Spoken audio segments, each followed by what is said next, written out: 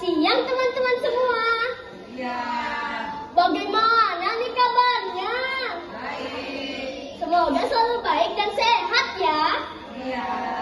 Kali ini saya akan bercerita dengan judul Kesaksian Bisu Si Kayu Batu. Cerita ini berkarya dari Bapak Arif Supriyadi. Untuk teman-teman semua, agar bisa mendengarkan saya saat lagi berbicara ya. Kisah ini bercerita kesaksian si kayu batu tentang sejarah Bontang di awal perkembangannya. Si kayu batu adalah sebutan bagi sebuah pohon yang berjenis menggaris yang ukurannya sangat besar dan menjulang di pesisir Bontang di masa lalu. Si kayu batu adalah sebutan bagi sebuah pohon yang berjenis menggaris yang ukurannya sangat besar.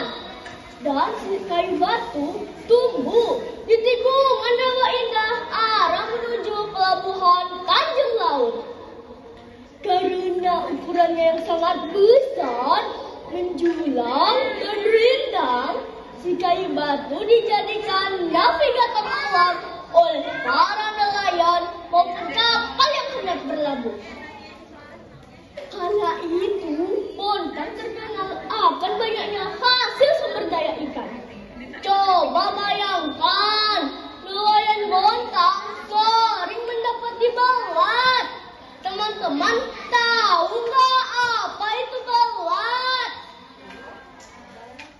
Balat itu adalah sejenis penangkap ikan yang terbuat dari rangkaian kayu. Balat itu dipasang di jalur migrasi ikan. Dan balat itu jebol karena tidak sanggup menampung banyaknya ikan yang terjebak. Salah satu nelayan pun keheranan. Ikan di laut ini banyak sekali. Kita tidak sanggup untuk menangkap semuanya, kata sang nelayan. Saat itu, si kayu batu melihat ke arah timur Bontang. Dia melihat ada perkampungan kecil dan satu nelayan mandar. Tahu nggak namanya siapa? Namanya adalah si Lambai. Si Lambai ini selalu mendapat ikan hasil menjaring di teluk kecil tersebut. Di teluk kecil ini ikan selalu melimpah. Kita tidak pernah kekurangan. Hore, belatku dipenuhi ikan, sorak si Lambai. Lama-lama perkampungan itu terkenal dengan nama si Lambai. Kemudian kita kenal dengan nama Selambai. Kala itu si kayu batu melihat lagi ke arah utara Bontang. Ada apa ya di sana? Ternyata dia melihat banyak orang menghanyutkan batang-batang kayu besar tersebut ke tengah lautan. Batang-batang kayu besar tersebut namanya lelak. Lelak tersebut nampaknya hilir mudik ke tengah lautan dan di tengah perkampungan kecil sana.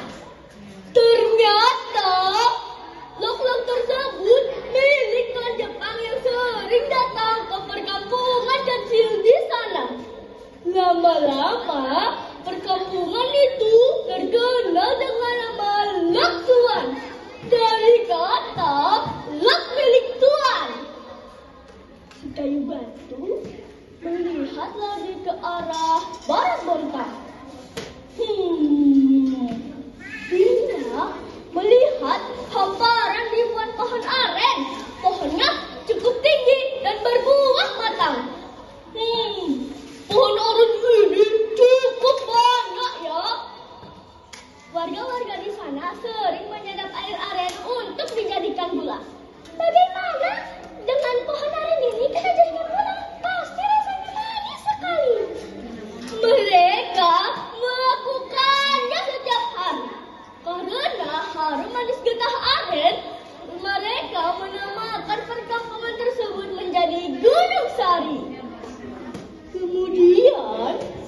Kayu Batu melihat lagi ke arah selatan Bontang. Dari pesisir timur yang berlimpah ikan, utara Kayu Lok, serta barat pohon aren, dia melihat di mana dia bertumbuh. Di sebelah selatan, dia bertumbuh dengan rindang. Nah, tempat si Kayu Batu tumbuh dengan rindang, warga-warganya menamakan kampung tersebut menjadi Kampung Kayu Batu. Dari kampung tersebut berkembang menjadi banyaknya pemukiman. Di kampung itu tumbuh banyak buah-buahan. Buahnya melimpah. Ada ribuan wangi, dopar, elai, juga jambu.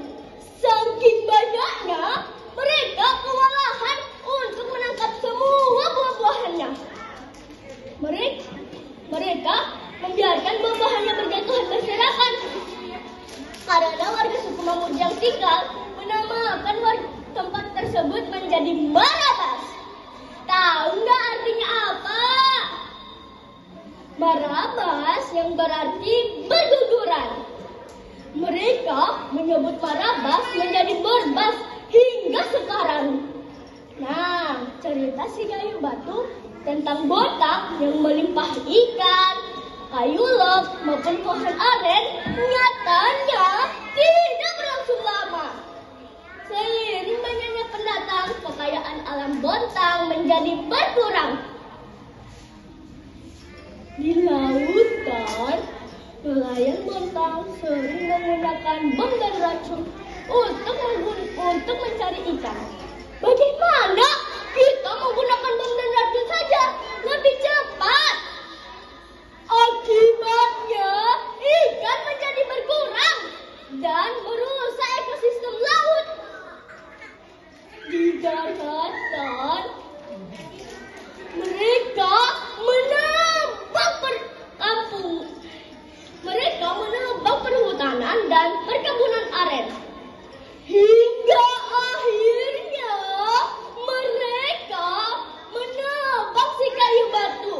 Yang tertinggal hanyalah dusun Kayu Batu, tempat berdirinya si Kayu Batu.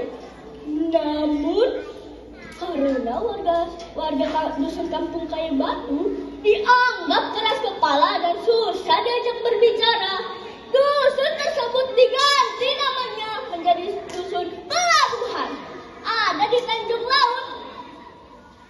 Nah, dengan hilangnya dusun Kayu Batu, hilang juga cerita si Kayu Batu. Pesan moralnya hari ini adalah bagi para generasi penerus Bontang, marilah kita jaga dan pelihara kota Bontang. Terima kasih teman-teman telah mendengarkan cerita saya hari ini.